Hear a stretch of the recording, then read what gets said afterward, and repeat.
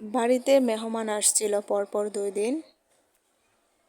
আমার আন্টিদের ফ্যামিলির সবাই আসার কথা ছিল আরও আগেই, তাদের ঝামেলা থাকার কারণে আগে আসেনি। এখন আমার শাশুড়ি নানা আসছে রাতে, তখনই ফোন দিয়ে তারা বলতেছে নাকি পরের দিনই তারা আসবে। এটা কোনো কথা? এইমাত্র 4 জন মেহমান আসছে, তারা আবার 8 জন মিলে একসাথে আসবে। আমাদের নতুন সংসার, আমি আসলে একা এত মানুষের রান্না কোনো দিন করি নাই।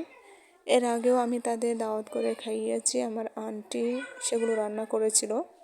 এবার তো আন্টিদের থেকে দূরে এসে পড়েছি, তাই সব কাজ একা হাতে করেছি।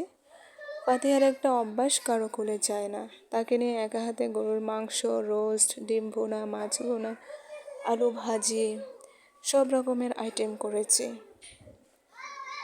আলহামদুলিল্লাহ তারা খেয়ে ভালো রিভিউ দিয়েছে, কিন্তু কষ্ট হয়েছে, একা হাতে এতগুলো মানুষের রান্না করেছি। আর ওই দিন এত গরম পড়েছিল, ওরে বাবা, মানুষগুলো গরমে টিকতেই পারছিল না।